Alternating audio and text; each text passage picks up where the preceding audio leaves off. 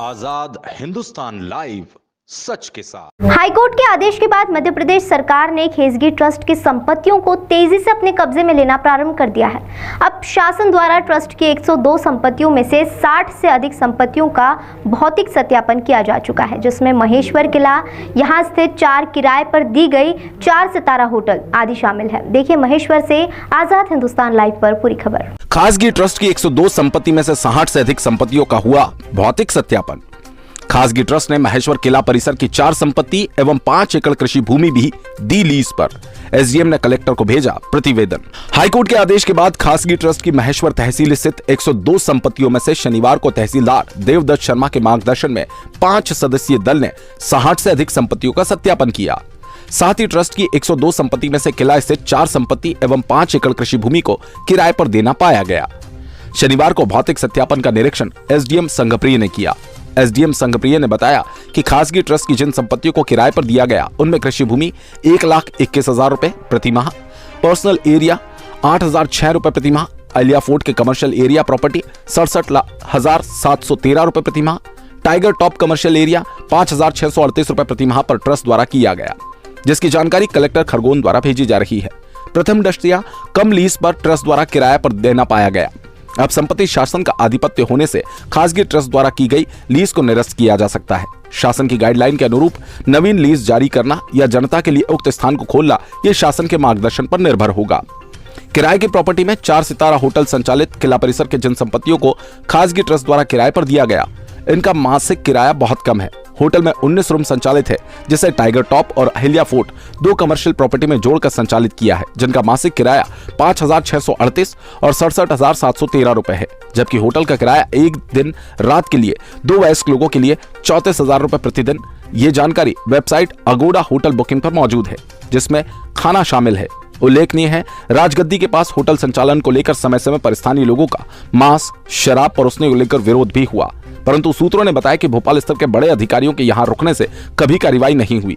Film industries के लोग भी शूटिंग के दौरान यहां रुकने पर बड़ी राशि अदा कर चुके हैं। सूत्रों की माने तो जिन संपत्तियों को कम किराए पर दिया गया, उनकी सालाना कमाई करोड़ों में है। महेश्वर से भगत सिंह पटेल की रिपोर्ट। ये जो फैसला आया कैसे मानता है इसको? ये जो फैसला आया है, ये संपूर्ण देश में देवी अहिल्याबाई खासगी ट्रस्ट के अगेंस्ट आया है। चूँकि देश की आज़ादी के पश्चात खासगी ट्रस्ट द्वारा देश के विभिन्न स्थानों पर इन सब का संचालन किया जा रहा था।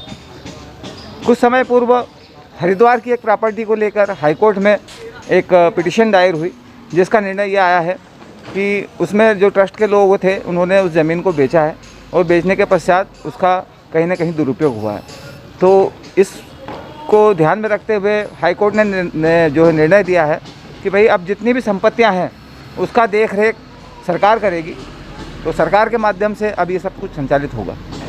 किस प्रकार पर्यटकों को भी लाभ मिलेगा इसका, जो देखने घूम नहीं पाते थे कि हरदर में था? जी हाँ, निश्चित रूप से अभी तक जो था वो एक निजी संस्था के माध्यम से महेश्वर का घाट किला और सभी चीज़ों का संचालन होता था, पर चूँकि अभी मध्य प्रदेश सरकार के हाथ में आ गई है तो बहुत सारी सुविधाएं, बहुत सारी जनहित की बातें, बहुत सारी पर्यटकों को सुविधाएं मिलने की उम्मीद है। पूर्व में कई बार आरोप लगे हैं कि पवित्र स्थान पर मादक पदार्थों जैसे उपयोग भी होते आ रहे हैं।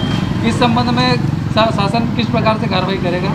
जी देखिए, मध्य प्रदेश शासन में माननीय मुख्यमंत्री शिवराज सिंह जी चौहान ने 5 किलोमीटर दूर तक, नर्मदा से 5 किलोमीटर दूर तक मदिरा के सेवन पर पाबंदी लगाई थी।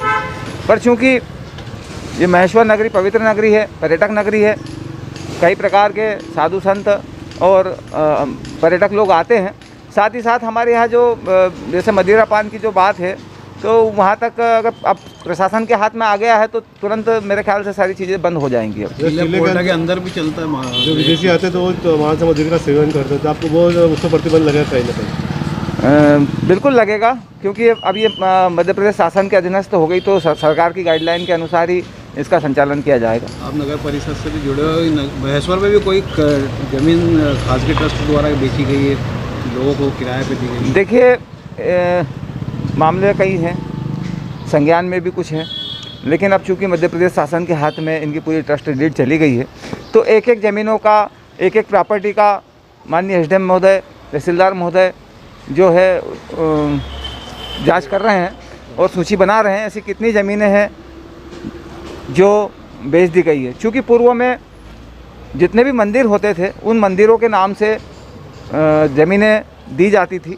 ताकि उस मंदिरों की व्यवस्था चलती रहे। लेकिन पिछले कुछ समय में महेश्वर शहर में कई मंदिरों की ज़मीनें बेच दी गई है जो कि गलत है, और आज उन मंदिरों में कोई अगरबत्ती लगाने वाला नहीं है, कोई व्यवस्थाएं नहीं है।